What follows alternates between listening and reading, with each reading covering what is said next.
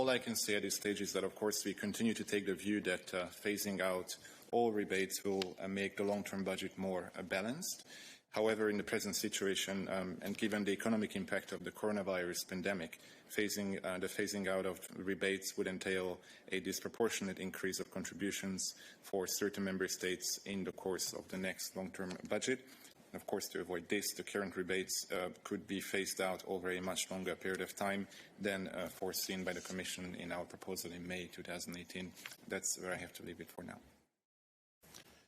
So we cannot yet provide you with a formula that will be part of the discussions. David, je vois que tu redemandes la parole. David, I see you're looking for the floor again on this. Yes, thank you, Eric. One of the first decisions taken, or one of the positive things that happened in November, the Commission wasn't in place at that stage. This Commission was to publish the national contributions and national allocations for the Common Agricultural Policy and cohesion to allow for correct information to be available rather than based on forecasts from one or other member state. On the MFF, of course.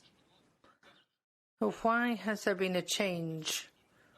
Why have you decided not to publish the national contributions according to your calculations and the different allocations for the CAP and the Cohesion Fund? Well, I can merely repeat that for the time being, the Commission cannot share the information on the national contributions. We're waiting for agreement to be reached at the European Council, and before that we cannot share those figures. Those are for the Member States' contributions. In terms of the allocation on what can be received, you do need to distinguish between different things. I think what you're referring to specifically in terms of allocations is the allocations under REACT EU and rural development. And what we said there is that those figures will be calculated later in the autumn on the basis of the most recent data. And for now, we don't have official figures to provide.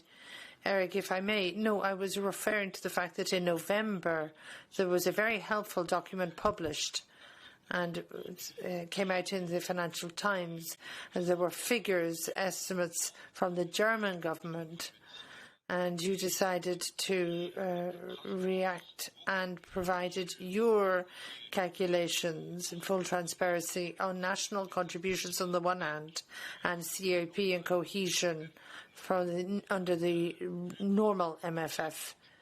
And given that everything has changed in terms of GDP,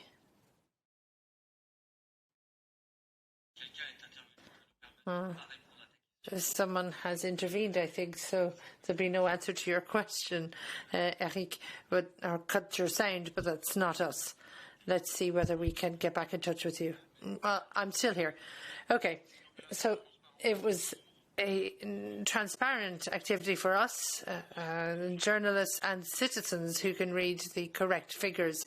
And why are you not doing the same now? At the time, these were CAP and cohesion allocations from the normal budget and the national contributions. So you're talking about the future financial framework. The future financial framework. When did the Commission adopt its proposal for the 2021-2027 MFF? It was in 2018. Yes, and you published the figures in November 2019, after an article in the Financial Times reporting on calculations made by the German government. So what you're saying is that 1 year after the Commission adopted its proposal on the financial framework, the Commission presented some figures. So that transparency operation, I don't have the details because I wasn't in the post at the time, and take your words that what you're saying is correct. So now we will have the figures when the time arrives. We have made available a large number of figures, the official figures that we have at present, but we also need to leave the Commission time to do the work in contact with the Council and the Parliament and the Member States to provide figures that have been checked and are stable. You're right, you're saying that generally we use the GDP as a basis for calculations. At the moment, that is changing in a way that's difficult to forecast in quite a radical fashion. So there are a number of elements we need to take into account before providing stable figures to you.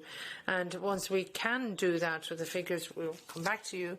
For the time being, we have the figures from programmes that we're proposing. We strengthen that's contained in our proposal, and where allocations have already been decided, we can provide those figures, and the other figures will become available down the line.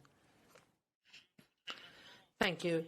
So perhaps now I can come back to Gisela. Je crois que c'était Gisela, non? Qui avait une autre question? I think Gisela had another question, didn't she?